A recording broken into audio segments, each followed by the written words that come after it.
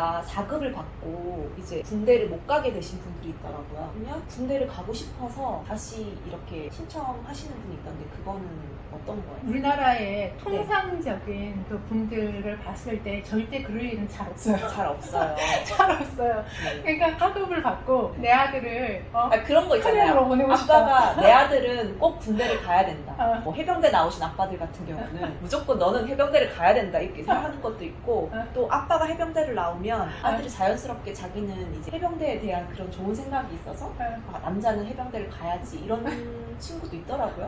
잘 없지만. 잘 없지만 있어요, 있기는. 근데 제 주변에 한 명 해병대 가고 싶어하는 친구가 있거든요. 저희 큰애 친구가. 이게 우리가 병역 판정 검사를 받을 때 등급이 나오잖아요. 1급에서 3급은 무조건 현역이에요. 현역이고 4급 같은 경우는 이제 선택할 수 있어요. 아까처럼 보충역을 이제 가야 되는데 나는 그게 싫어 라고 본인이 선택할 수도 있고 부모님이 네. 이제 우리 아들 이거 어떻게 해서 조금 4급으로 할 수 있지 않을까 라고 이제 판단을 맞아. 애매하게 만약에 상급을 받았을 때 네. 아이한테 조금 이제 가지고 있는 뭐 질병이나 뭐 그런 게 있으면 그냥 조금 편하게 공익으로 가보내고 싶다라는 마음이 들 것 같아요. 이제 그렇게 이제 마음이 들어서 군대를 가고 싶다. 그러면 그거를 신청을 하면 돼요. 병무청에다가 군대를 가고 싶거나 네. 가기 싫거나 어쨌든 등급에 따라서 그거를 어떻게 하면 그러니까 본인이 4급에서 현역으로 가고 싶으면 네. 그거를 신청하는 방법이 있어요. 그거는 제가 따로 이제 그것보다 이제 3급이 나왔는데 4급을 받고 싶은 사람이 그렇죠. 더 다실 것 같긴 해요. 더 많아요.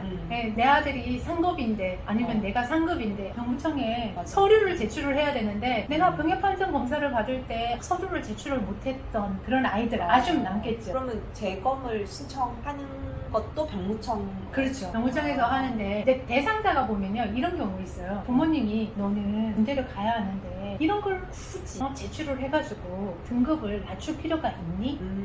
그러면서 이제 가는 경우죠. 왜냐면 일단 직장 생활하거나 사회 나갈 때 군대에 다녀온 사람들을 조금 더 이제 좋아하는 분위기긴 하잖아요. 그래서 이제 그렇게 하면 입장을 바꿔놓고 본인이 아들이라고 생각했을 때 가고 싶은 마음이 없는데 부모님이 야 군대는 갔다 와야 한다 라고 해가지고 서류를 하나도 제출 안 했어요 병무청에. 근데 아이가 이제 준비를 해서 내고 싶다. 그렇죠. 아이 입장에서는 나는 아니야 나는 4급 받아서 그냥 공익으로 출퇴근만 하고 싶어 그런 마음이 들 수 있겠죠.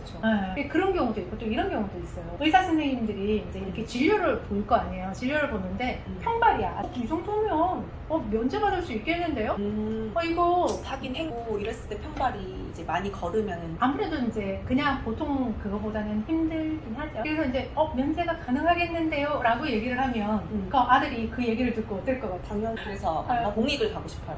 되게 보면 의사 선생님들이 조심하셔야 될 게 이제 그거 같아요. 컨설팅을 하다 보면 부모님들이 이제 여쭤보는 것 중에 하나가 뭐냐면 이런 걸 진료를 보러 갔는데 선생님이 내가 군의관 출신인데요 라고 얘기를 하면서 이 정도면 면제예요. 가서 병무청에서 검사 한번 받아보세요. 아이하고 진료를 보다가 그 얘기를 하는 거예요. 그러면 아이는 지금 신청하겠는데. 그렇죠.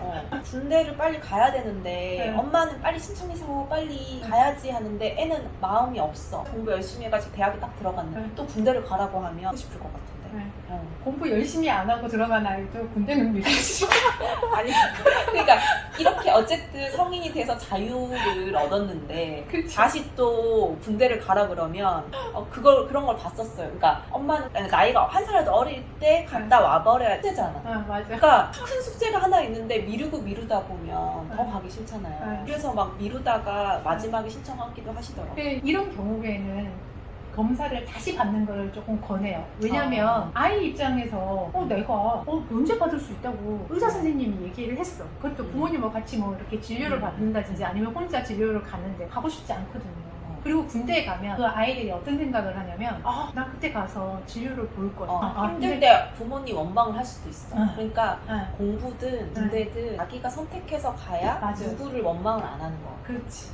맞아요. 그러니까 많은 아이들이 내 의사와 관계없이 부모의 의사에 의해서 움직이게 되면 힘들 때 원망할 대상이 필요해요. 그러면 그게 누구한테 온다? 그렇죠. 나한테 오는 거야, 나한테. 그러면 또 사이가 안 좋아. 그렇지. 맞아요. 그럴 때 이제 많은 분들이 검색을 해요. 재검사를 받으면 되나? 하고 이제 검사를 어. 이제 하거든요. 근데 재검사라는 단어가 우리가 생각하는 단어하고 달라. 그러니까 병무청에서 쓰는 용어하고 우리가 일반 사회에서 이렇게 쓰는 용어가 약간 차이가 있어요. 재검사는 어떤 검사냐면 내가 병력 판정 검사 받을 나이가 돼가지고 그 나이대에 검사를 받았는데 이거를 4년 동안 군대를 안 갔네? 받고 난 다음에?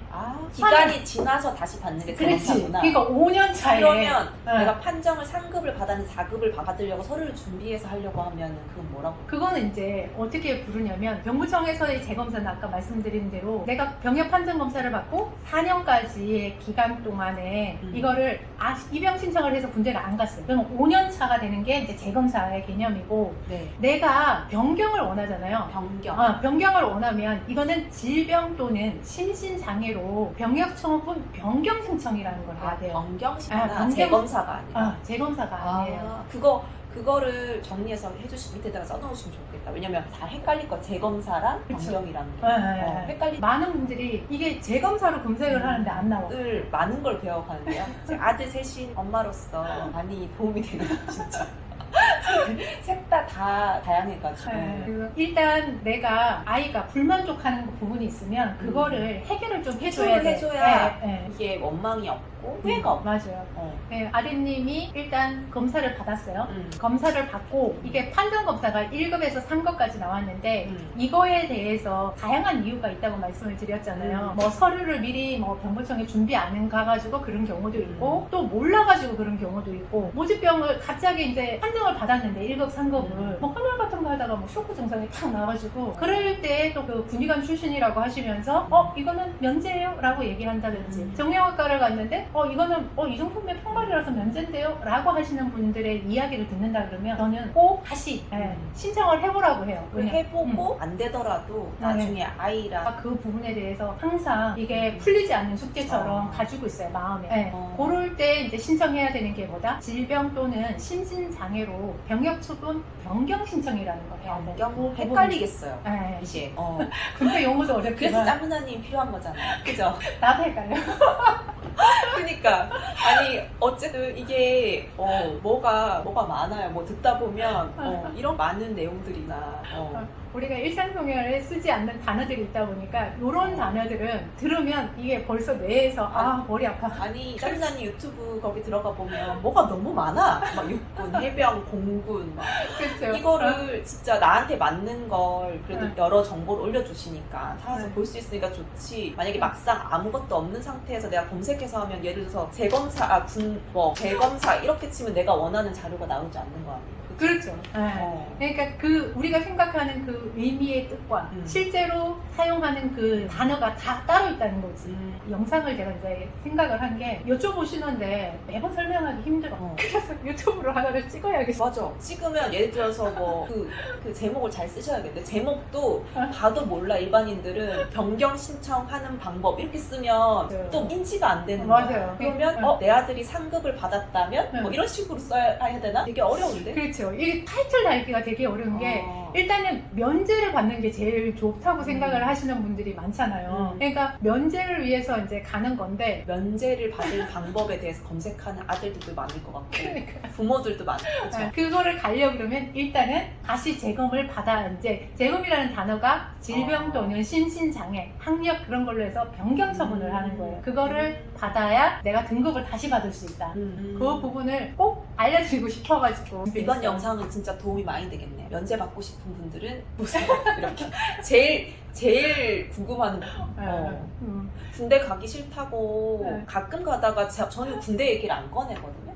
근데 애들은 군대 가기 싫다고 얘기를 해요. 그거에 대한 자기네도 언젠간 가야 된다라는 그런 큰 숙제를 가지고 맞아요. 우리가 항상 뭔가를 해야 되는 의무가 있으면 이 마음 한 곳에 텀이 들어오잖아요. 맞아. 그리고 경험해보지 않았기 때문에 두려움. 그렇죠. 사실 해보면 별거 없거든. 그러니까 아버님들이나 주변에 뭐 형제들이나 이런 분들 이렇게 보면 야, 나 때는 말이야 이렇게 얘기를 하는데 나 때 죽을 만큼 힘들었는데도 야, 그거 해볼 만해 이렇게 얘기를 하잖아요. 근데 이제 어쨌든 뉴스나 이런 데는 안 좋은 얘기들 위주로 많이 나오니까 애들이 좀 두려워하지 않나? 이런 생각이. 왜냐면 잘 생활하고 있는 것들은 이슈화가 되지 않잖아요. 근데 맞아요. 뭔가 문제가 생겼거나 이런 거에 대해서만 뉴스에서 나오니까 애들은 이제 부정적인 생각이 조금 강할 것 같아요. 그래서 제일 중요한 거는 이 마음에 한 곳에 이게 팜이 있거나 좀 이런 거는 확인해보고 싶다라고 하면 확인을 해보시라는 거죠. 아주 쉬운데 그거를 안 하고 나중에